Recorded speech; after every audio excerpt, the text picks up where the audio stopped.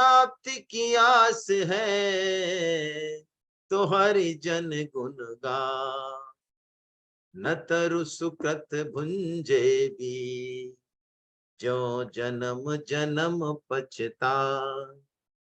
भक्त दास संग्रह करे, कथन श्रवण अनुमोद।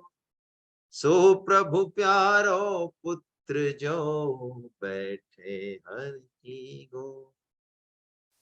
काम ही नार पियार जिमी, लोभी प्रिय जिमिदा। तिमि रघुनाथ निरंतर, प्रिय लागहु मेरा। बोलो बांके बिहारी लाल की जय। केशव भट्ट काश्मीरी जी का जो चरित्र हमने लिया, उसी श्रृंखला में आज हम श्री भट्ट जी का चरित्र लेंगे, जो केशव काश्मीरी जी के ही शिष्य हैं। और आज ही शायद वृंदावन के जो 3 प्रमुख व्यास हैं, उनमें से एक जो प्रमुख व्यास है श्री हरि व्यास जी महाराज, जो श्री भट्ट जी के शिष्य हैं, उनका भी चरित्र जो है हो सका तो आज ही लेंगे। तो आइए हम 56 नंबर 76 श्री भट्ट जी का, श्री भट्ट जी है ना, श्री भट्ट जी इनका नाम है, तो श्री भट्ट जी। श्री भट्ट सुभट्ट प्रगट्यो अघट, रस रसिकन मन मोद घन। एक एक शब्द नाभाजी ने बड़ा कमाल का दिया है। श्री भट्ट सुभट्ट प्रगट्यो अघट, रस रसिकन मन मोद घन। यानी श्री भट्ट जी को सुभट बताया, महान वीर बताया। क्यों महान वीर बताया? कि रसिकन मन मोद घन। जो नवदा भक्ति के जो रस हैं, 9 तरह के 11 तरह के जो रस शास्त्रों में बताए हैं, उनमें 5 रस प्रमुख बताए, शांत, दास्य, सख्य, वात्सल्य और श्रृंगार रस या माधुर्य रस। तो ये श्रृंगार रस सभी रसों का राजा है, माधुर्य रस, और हर किसी के बस की बात नहीं है। श्रीमद् भागवतम में महारास का वर्णन है, रास पंचाध्यायी में। तो हमारे जैसे लोग जब उस महारास को सुनते हैं, तो इस काम चश्मे से यही समझते हैं कि भगवान श्री कृष्ण गोपियों के साथ लीला कर रहे हैं। हमारी दृष्टि, हमारा विचार, हमारा भाव स्त्री और पुरुष के भाव को लेके रहता है। तो श्रृंगार रस को हर कोई सुन नहीं सकता, सही भाव नहीं रख सकता, फिर उसकी रचना करना, इसलिए इनको सुभट कहा। सुभट ही कोई माधुर्य रस को या श्रृंगार रस को धारण कर सकता है। शास्त्रों में इस श्रृंगार रस को या कहें माधुर्य रस को सिंघनी का दूध बताया। सिंघनी के दूध की क्या विशेषता है? सिंघनी दूध की विशेषता है कि सिंघनी का दूध 2 जगह ही सुरक्षित रहता है। या तो उसको सिंह शावक पचा सकता है, जो उसका बच्चा है वो तो पचा ही सकता है, और या फिर वो स्वर्ण पात्र में रहता है। स्वर्ण पात्र के अलावा यदि किसी भी और पात्र में उसको डाल दिया जाए तो वो पात्र का भेदन कर देता है, अन्यत्र टिकेगा नहीं, भेद कर बह जाएगा। ऐसे ही श्रृंगार रस भी, जो प्रिया प्रियतम की जो लीलाएं हैं, उनको वैसे तो वो हृदय के काम भाव को दूर करके और अनंत आनंद को देने वाली हैं, लेकिन चूंकि हम काम क्रोध मोह में फंसे हैं, इसलिए हमारा जैसा व्यक्ति उनको धारण करने में समर्थ नहीं है। लेकिन श्री भट्ट जी ने तो रस रसिकन मोद घन ऐसा गाया है प्रिया प्रियतम की लीलाओं को कि उनको सुभट कहा। तो श्री भट्ट सुभट प्रगटो अघट। अघट का मतलब है कि जैसे भगवान अव्यय हैं, अनादि हैं, भगवान की रूपी बीज से अनंत सृष्टि हो जाती है, फिर भी वो बीज वैसा की वैसा ही रहता है। ऐसे ही ये जो माधुर रस है, रसी रसिकन वाला मोद घन, ये अनंत कालों से अनंत साधु संत इसको पान कर रहे हैं, अपना जीवन सफल बना रहे हैं, लेकिन फिर भी ये घटता नहीं है, नित्य नूतन परिपूर्ण रहता है। और जिनका हृदय सरस है, सरस जिनका हृदय, उनको तो ये कभी भी भगवान की बातें पुरानी भी नहीं लगती। हमारे जैसों को तो लग सकती है, अरे ये तो हमने गीता का श्लोक पढ़ लिया, ये रामायण की चौपाई तो हमने पढ़ ली। लेकिन जो रसिक हैं, उनको हर बार, जैसे कि हमको संसार के सुखों में आनंद आता है, तो इसी तरह यदि पूछा जाए कि संसार का कौन सा सुख है जो हमने पहले नहीं लिया, निंदा रस क्या हमने पहले नहीं लिया, भोजन रस क्या हमने पहले नहीं लिया, और जो भी रस है क्या हमने पहले नहीं लिए, तो उनमें तो हमको रोज नया, व्हाट्सएप क्या हम पहली बार देख रहे हैं, उनमें तो रोज मजा आ रहा है हमको। ऐसे ही जो रसिक होते हैं उनको भगवान की उन्हीं लीलाओं में बड़ा आनंद आता है। देखो आज से 25-30 साल, 40 साल पहले चले, 40-50 साल पहले, तो हमारे भी अंतःकरण थोड़े शुद्ध हुआ करते थे। तो बचपन में बोलो हम हर साल रामलीला देखते थे कि नहीं देखते थे? तो रामलीला जब आती थी तो कितना जबरदस्त उत्साह रहता था। अच्छा, हर साल जो रामलीला होगी उसमें ऐसा थोड़ी है कि रावण मरेगा, या तो राम की जगह क्या पता है इस बार जो है राम जो है, ऐसा नहीं होता है ना, सीता की जगह हरण नहीं हो इस बार, ऐसा वो की वही सीन है, वो की वही स्टोरी है। लेकिन बड़ा आनंद आता है कि अरे रामलीला आ रही है भैया, रामलीला देखेंगे। तो भगवत रसिक, भगवत रसिक एक बड़े बड़े भारी संत हुए वृंदावन के, है ना, वो कहते हैं, बड़ी प्यारी बात कहते हैं कि भगवत रसिक रसिक की बातें, और रसिक बिना को समझ सके ना, है ना। ये प्रिय प्रियतम की जो बातें हैं, जब तक हृदय में वो भाव नहीं होगा तब तक कोई समझ नहीं पाएगा। इसलिए आपको ध्यान हो तो जब मंगलाचरण करते हैं श्रीमद् भागवतम में सुखदेव जी महाराज, तो वो अपने गुरुदेव को मंगलाचरण करते हैं। किनकी? सॉरी, सूत जी महाराज अपने गुरुदेव सुखदेव जी की कर रहे हैं। क्या कह रहे हैं? निगम कल्प तरोर गलतम फलम, यानी ये श्रीमद् भागवतम क्या है? निगम तल्प करोर, यानी जितने भी शास्त्र हैं, वेद हैं, उनका ये सार है। सार कैसा है? अरे सार ऐसा है कि जैसे गन्ना है तो गन्ना है, लेकिन गन्ने का रस है ये, रस तो बड़ा जोरदार है, उसमें तो कोई छूछ वगैरह कुछ नहीं है, तो रस है ये। और रस भी नहीं है, वो कह रहे हैं निगम कल्प तरोर गलतम फलम, उनका फल है, ठीक है, मान ली बात। लेकिन कह रहे हैं फल ही नहीं है, अरे कुछ और भी जोरदार मामला है। अच्छा, श्रीमद् भागवतम ऐसा है, क्या है? सुख मुखा द्रव्यमृत, सुख मुखादमृत द्रव सं, यानी जैसे किसी फल को यदि तोता चख ले, है, आजकल के बच्चे तो नहीं समझते हैं, लेकिन किसी फल को यदि तोता उसमें वो मार दे तो वो फल ज्यादा मीठा हो जाता है।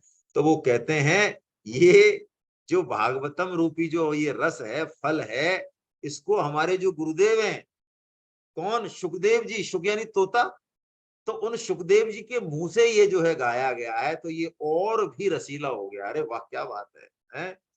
पिबत भागवतम रसमालयम, अरे इसको जो भागवतम यानी भगवान के जो भक्त हैं, क्योंकि ये आनंद का सागर है, रस का सागर है, वो उसको पीते हैं, और पीते ही नहीं है, मुहुर अहो, बार बार पीते हैं, बार बार पीते हैं। क्यों? रसिका भूवि भावुका, रसिका भूवि भावुका, जिनके हृदय बड़े भावपूर्ण है, रसपूर्ण है, वो इनका बार बार पान करते हैं, श्रीमद् भागवतम का पान करते हैं। क्या बढ़िया बात, कैसा। तो यहाँ पे भी ये कह रहे हैं कि श्री भट्ट सुभट प्रगट्यो अघट, रस रसिकन मन मोद घन, है ना। रस रसिकन यानी प्रिया प्रियतम की जो लीलाएं हैं, रस रसिकन मोद घन, वो मुदित करने वाली, वो आनंद को देने वाली, और कैसा घन घन। देखो घन क्या चीज है, जैसे कहते हैं ना सच्चिदानंद घन, परमात्मा के लिए, तो घन का मतलब है जो कण कण में व्याप्त है, जहां कहीं पोलाहट नहीं है। और एक घन का नाम होता है मेघ। क्या कैसी उपाधि दी है, बड़ी प्यारी उपाधि है, इसको भी थोड़ा देख लेते हैं। कि शास्त्र जो है ना, शास्त्र हर किसी की समझ में नहीं आते। वेद किसी के समझ में आए क्या? और भी बहुत सारे शास्त्र, गीता भी समझ में आए क्या? आसानी समझ में नहीं आती है। स्वामी जी की वाणी का सारा मतलब लो, गीता समझ में आ जाए तो शास्त्रों को समुद्र के जैसा खारा पानी बताया है, शास्त्रों को, और संतों को घन यानी मेघ बताया है। क्या? कि उस खारे पानी में से, उस खारे पानी में से भी सार सार निकाल के बिल्कुल अमृत जैसा प्योर फिल्टर क्रिस्टल वाला पानी संत जो है वो बादल की तरह हमको पिला देते हैं, है ना। तो सुमति भूमि थल हृदय अगाधु, वेद पुराण उदधि घन साधु। वेद पुराण उदधि यानी सागर है, घन साधु, और साधु संत क्या है, वो बादल है। बरसहि राम सुजस बरबारी, मधुर मनोहर मंगलकारी। शास्त्र में तो भैया नवरस हैं, सभी रस हैं, लेकिन संत जो है भगवान के मनोहर मंगल मंगल नामों को, सार को लेके और हमको बारिश बारिश कर देते हैं, हमारे हृदय को सरस कर देते हैं। राम सिंधु घन सज्जन धीरा, चंदन तरु हरि संत समीरा। अरे चंदन तो भगवान है, मान लिया चंदन का पेड़ है, तो करें क्या उसका। अरे संत हमारे वायु रूप हैं, जो उस चंदन की हवा को कोसों दूर हम जैसों के पास ला रहे हैं। वाह, ये काम है। तो कह रहे हैं श्री भट्ट जी को क्या उपाधि दी है नाभाजी ने भाई, ये समाधि भाषा है वास्तव में। इसमें क्या अर्थ छुपा है हम क्या समझेंगे, छोटा मोटा हम सुन लेते हैं इधर उधर से संतों के मुंह से। तो कह रहे हैं श्री भट्ट सुभट प्रगट्यो अघट रस, रसिकन मन मोद घन। ऐसा बताओ क्या एक एक शब्द में क्या छुपा हुआ है? संत तो इसी लाइन पे 3 दिन बोलते हैं। ऐसे ऐसे नारायण दास जी भक्तमाली हुए हैं, जो भक्तमाली नाम पड़ गया उनका, तो कहते हैं वो एक ही उस पे 3-3 दिन बोल देते थे। बोलो क्या, और आनंद की वर्षा हुआ करती थी। अब हम तो, हमारा हमारा डाइजेशन तो कम ही है, पेट में हमारे कम ही है सामान, तो चलो हम तो 5 मिनट में फ्री होते हैं।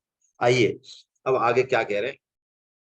मधुर भाव सम्मिलित ललित, लीला सुबलित छवि, निर्खत हरखत हृदय प्रेम, पर सत्य सुकलित कवि। वो कह रहे हैं कि आपने अपनी सरस रचनाओं के द्वारा रस की वर्षा करके, और जो है रसिक महानुभावों के मन को आनंद प्रदान करने के लिए विश्व के रूप में आप प्रकट हुए। प्रेम बरसत सुकलित कवि, भव निस्तारण हेतु देत, दृढ़ भक्ति सवन नित, जासु सुजस शशि उदय हरत, अति तम भ्रम श्रम चित।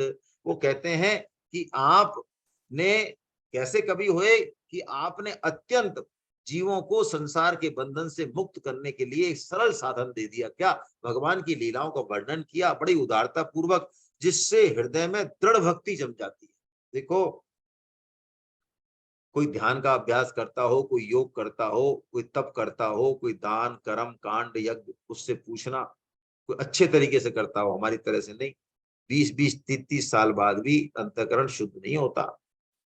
लेकिन ये भगवान की भक्ति का ऐसा कमाल है, भगवान के नाम का, लीलाओं का ऐसा कमाल है, उनके गुणों का, कि इस श्रवण को हम करते हैं, सुनते हैं, आपस में सुनते हैं, सुनाते हैं, इसी से अंतःकरण इतनी जल्दी साफ हो जाता है। तो वो कहते हैं कि इन्होंने इस तरह से लीलाओं को गाया कि भगवान की भक्ति, अनपायनी भक्ति यानी दृढ़ भक्ति जो है वो हृदय में जम जाती। और क्या होता कि जासु सुजस शशि उदय हरत, जैसे चंद्रमा जब आ जाता है तो चंद्रमा जो है 3 काम करता है ना। तो 3 उपाधि दिए हैं बड़ी जोरदार। शशि उदयी हरत अति तम, अति तम यानी अंधकार हो, अज्ञान रूपी अंधकार है हमारे हृदय में। भ्रम हो, हमें नहीं पता क्या अच्छा है, क्या करना है, किधर जाना है, भगवान में लगे, संसार में लगे, संसार को छोड़ें, भगवान को छोड़ें, क्या करें क्या नहीं करें। तो तम भी है हमारे अंदर, अंधकार भी है, भ्रम भी है, मोहित है हम सब। तो तम को भी हटाता है, भ्रम को भी हटाता है, और श्रम को भी हटाता है। यानी संसार के दुखों से पीड़ित व्यक्ति भगवान की लीला में, भगवान के नाम में, भगवान के श्रवण में ऐसा उसको आराम मिलता है। तो 3 काम करती है भट्टी जी की लीला है। आराम चाहता है तो आराम की तरफ, आराम चाहता है तो आराम की तरफ, और फंदे में फंसना चाहता है तो जा काम की तरफ है? तो ये 3 काम जो है, 3 काम करती है ये, ऐसी बड़ी जोरदार बात है। आनंद कंद श्री नंद सुत, श्री बस भानु सुता भजन, श्री भट्ट सुभट प्रगट्यो अघट, रस रसिकन मन मोद घन। वो कहते हैं 3 उपाधि दी है कि आप आनंद कंद, कौन आनंद को देने वाले, कौन नंद सुत, श्री नंद के सुत यानी भगवान श्री कृष्ण, और श्री ब्रजभानु सुता यानी श्री राधा जी ब्रजभानु नंदिनी, इनके भजन में आप 24 घंटे निमग्न रहते थे। कौन? श्री भट्ट जी महाराज। ऐसा जो है श्री भट्ट जी महाराज का ये चरित्र है। आइए अब इसको थोड़ा सा देखते हैं। तो क्या हुआ कि केशव कश्मीरी जी का जो चरित्र हमने कल लिया, केशव कश्मीरी जी भगवान के बड़े भक्त हैं, और जब चैतन्य महाप्रभु की जब कृपा हो गई तब तो उन्होंने एकांतिक भक्ति की। हमने कल देखा, पहले तो विद्वत्ता का थोड़ा सा वो था, भगवान के जो प्रिया प्रियतम की जो लीला है उसमें वो निमग्न हो गए। लेकिन केशव भट्ट कश्मीरी जी के चरित्र में एक बात बड़ी जबरदस्त है कि जब भी उनके जीवन में धर्म और संस्कृति पर चोट पड़ी तो उन्होंने उस संत को, उसकी दिनचर्या को छोड़ के और बिल्कुल उनसे लोहा लिया उन्होंने यमुना से, एक बार नहीं। तो धर्म और संस्कृति यानी अपने राष्ट्र सेवा को और देश सेवा को, धर्म सेवा को उन्होंने सर्वोच्च रखा। ऐसा ही भगवान का आदेश रहा होगा। तो इससे हुआ क्या? इससे ये हुआ कि उनके मन में जो भगवान की जो लीलाओं का रस स्वादन करने की जो मन में थी वो रह गई। क्योंकि धर्म के प्रचार कार्य में, श्रीमद् भगवत गीता, भागवतम, इन ग्रंथों के प्रचार कार्य में उन्होंने कहा कि मैं ब्रजरस का पान नहीं कर सका। वो चाहते तो कर लेते, समर्थ थे, लेकिन उनके दिमाग में ये बात आई कि यदि मैं ब्रजरस में डूब गया, भगवान की जो ये मधुर लीलाएं हैं इनमें यदि डूब गया तो हो सकता है कि फिर मैं बाहर नहीं निकल पाऊं। देश पे, धर्म पे, राष्ट्र पे जो संकट आएगा फिर मैं नहीं बाहर नहीं निकल पाऊं, फिर मैं उसमें हो जाऊं। और ऐसा ज्यादातर होता भी है। ये बात हम पिछले 2-3 दिन से कर रहे हैं इसी संदर्भ में कि गीता भागवतम पढ़ने वाले वो एकदम से बस ऐसे रहते हैं कि साहब हमें बुरी चीजों से कोई मतलब नहीं, देश मरे भाड़ में जाए, परिवार जाए, धर्म संस्कृति जाए, हम तो अपने धर्म के गीत भक्ति में। ये भक्ति नहीं है भाई, भक्ति समग्र है। और जो देश की, राष्ट्र की सेवा में लग रहे हैं उनसे कहो कि साहब गीता पढ़ लो, भागो कह रहे हैं गीता बीता से क्या होता है, इनसे कुछ नहीं होता है। भगवान भगवान भगवान कुछ नहीं, हमें और हमारा दोनों ही मतलब एकांगी दृष्टिकोण रखते हैं। ये बहुत नुकसानदायक चीज है भाई, है ना। जैसे आर्मी का रसोईया भी, चौकीदार भी, ड्राइवर भी सब सैनिक होते हैं। सैनिक जरूरत पड़े तो वो सब सेना के लिए, देश के लिए तैयार हो जाते हैं, अपना ऊपर का आवरण छोड़ देते हैं। ऐसे ही जो वास्तव में भक्त होता है वो जरूरत पड़ने पर जो है देश की, राष्ट्र की और धर्म की सेवा के काम आ जाता है। हमें एकांगी दृष्टिकोण हटाना चाहिए। बड़ी ये बात ऐसी है, आराम से समझ में तो नहीं आती है, लेकिन चलो फिर भी। तो इनके मन में ये आया कि भाई हम ब्रजरस का वर्णन नहीं कर पाए, मतलब उसका ज्यादा आनंद नहीं ले पाए। तो इन्होंने क्या किया, इनके जो शिष्य थे, सबसे सुयोग्य शिष्य थे, कौन? श्री श्री भट्ट जी महाराज, बड़े कृपा पात्र थे इनके। तो इन्होंने कहा कि हम तो ये यवनों के जो आतंक है इससे लड़ते हैं, इसमें हमारा आना जाना रहता है। तुम जो है, इन्होंने अपनी पूरी कृपा श्री श्री भट्ट जी के ऊपर जो है डाल दी और उनसे ये कहा कि तुम खुल के गाओ, प्रिया प्रियतम की जो मधुर लीला है उनको तुम खुल के गाओ। तो श्री श्री भट्ट जी के ऊपर जब ऐसी गुरु कृपा हुई, है ना, तो अपने गुरुदेव की प्रेरणा से उन्होंने इस रस का प्रकाश किया और अत्यंत तन्मय होके उस ब्रज लीला का वर्णन करने लगे। और ऐसी कृपा हुई इनके ऊपर भगवान की कि इन्होंने 100 दोहों के 100 शतक रच डाले। भगवान की लीलाओं के 100 दोहे बनाए और ऐसे 100 बना दिए। और जब गुरुदेव आए इनके कहीं से, तो इन्होंने क्या किया, उनको जो है गुरुदेव को चरणों में समर्पित कर दिया कि गुरुदेव आप ही कृपा से और हमने ये लीला गाई है, अब आपको ही समर्पित है। तो केशव भट्ट कश्मीरी जी ने जब उनको देखा तो उनको प्रेम आवेश आ गया। वो शतक ऐसे थे तो उन्होंने कहा कि हमारी ये हालत है। यानी उन्होंने क्या किया, श्री भट्ट जी ने, श्री श्री भट्ट जी ने प्रिया प्रियतम की जो बिल्कुल निजी लीलाएं हैं, अंतरंग लीलाएं हैं, उनका भी वर्णन कर दिया, जिन पर की बड़े बड़े मुनियों की भी जो है पहुंच नहीं है, क्योंकि उन पर ऐसी कृपा हुई भगवान की। तो उन्होंने कहा कि भैया इस कली काल में इस रस के अधिकारी तो कोई नहीं है। उल्टा पढ़ के जो है दिमाग में जो है गड़बड़ होगी।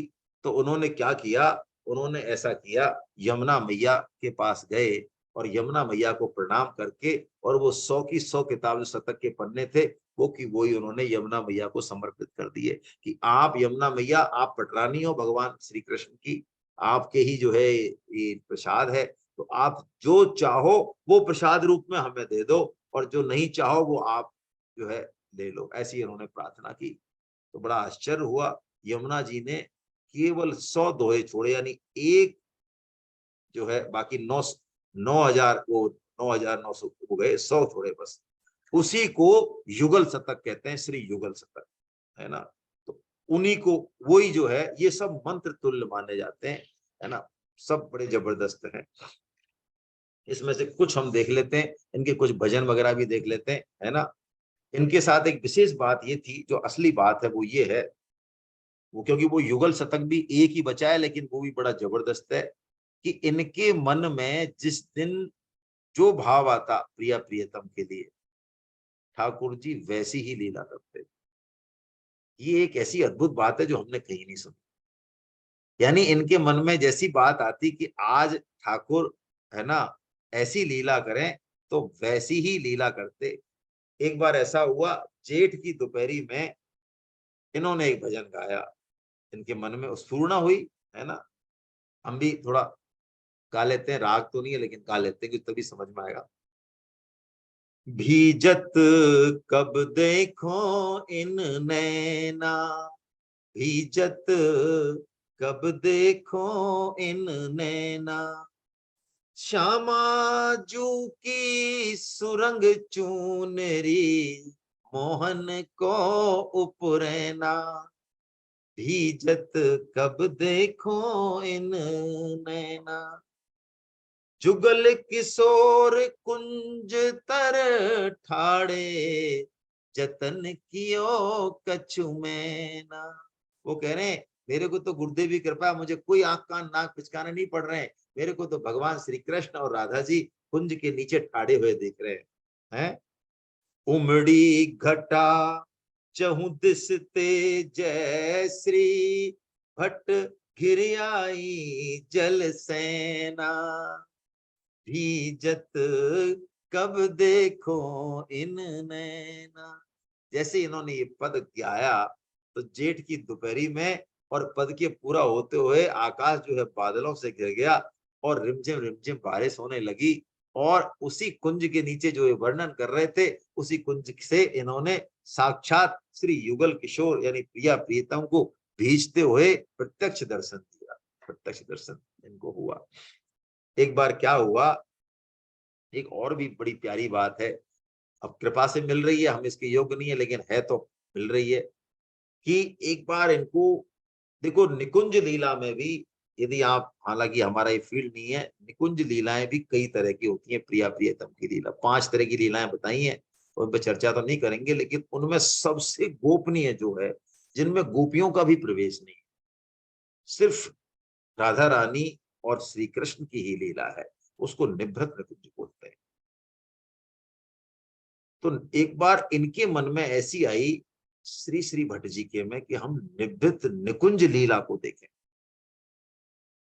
अब वो तो राधा रानी की कृपा से ही संभव है, वैसे तो महाराज में प्रवेश ही राधा रानी की, लेकिन निभृत निकुंज की लीला जो अंतरंग लीला है, अति गोपनीय लीला है, तो कई दिन हो गए, शरीर की सुध-बुध भूल गए, इनके नेत्रों से अविरल आंसू बहते और ब्रज रज में लौटते पोटते रहते, है ना। लेकिन इनके तो एक ही धन जो है कि हम निभृत निकुंज लीला को देखें।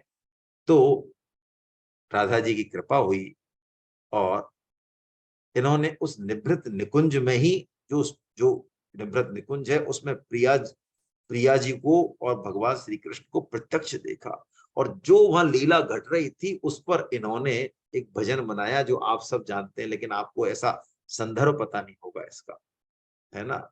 इन्होंने उस जो लीला को देख के वही भजन बनाया।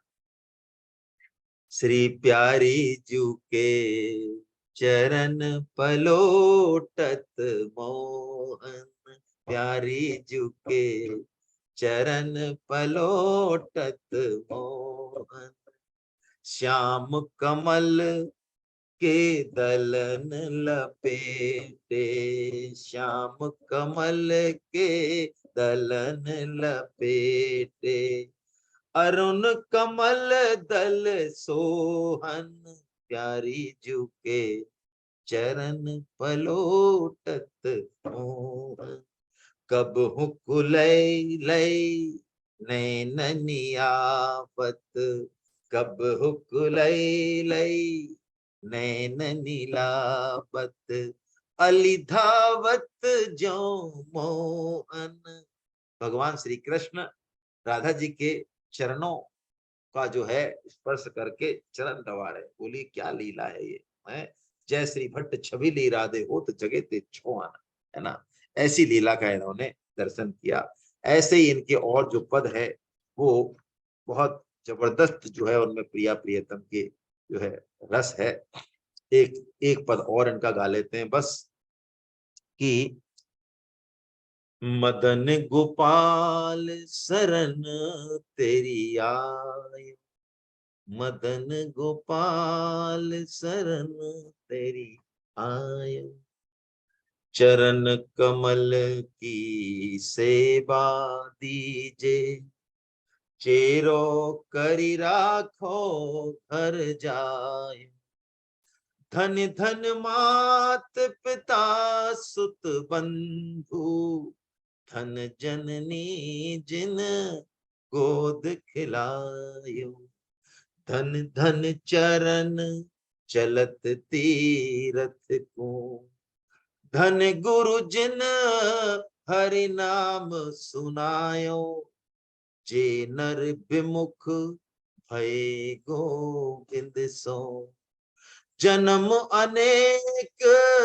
महा दुख पायो, श्री भट्ट के प्रभु दियो अभय पद, जम डर प्यो जब दास कहायो, मदन गोपाल शरण तेरी आय, मदन गोपाल शरण तेरी आय।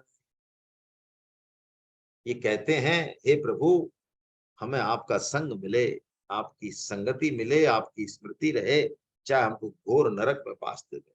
जगदीश यही विनती तुमसे, चाहे निर्धन जन्म बिताने पड़े, सुख शब्द मिले सुनने को नहीं, और यमलोक भी अंत में जाना पड़े, हरे कृष्ण भले इस भूतल में दुख घोर से घोर उठाना पड़े, रसहीन नरों में परंतु मुझे कविता न कभी सुनानी पड़े। ये कह रहे हैं मेरे साथ में भक्त रहे और मैं आपके ऐसे रसों का गुणगान करूं। और इन्होंने धाम संन्यास लिया। धाम संन्यास यानी आप जानते हैं क्षेत्र संन्यास, ऐसा ले लेते हैं कि हम इस क्षेत्र से बाहर नहीं जाएंगे। तो वृंदावन के जो प्रेमी होते हैं वो कहते हैं वृंदावन में ही राधा और कृष्ण, वो एक कदम भी नहीं रखते वृंदावन के बाहर, ऐसा भगवान का भी है। तो उन्होंने कहा कि वृंदावन के बाहर जो है यदि ठाकुर जी मिलने भी, ऐसा उनकी निष्ठा है वृंदावन धाम की, क्योंकि वृंदावन को छोड़ के वो जाते नहीं, तो हम उनको नहीं निहारते। रेमन वृंदा विपिन निहार, विपिन राज सीमा के बाहर हरिहू को न निहार, ऐसी निष्ठा है। धाम धाम में ही रहेंगे भगवान, ऐसी इनकी निष्ठा है। तो ऐसे श्री भट्ट देवाचार्य जी में है ना। अब श्री भट्ट देवाचार्य जी महाराज के भी शिष्य हुए हैं।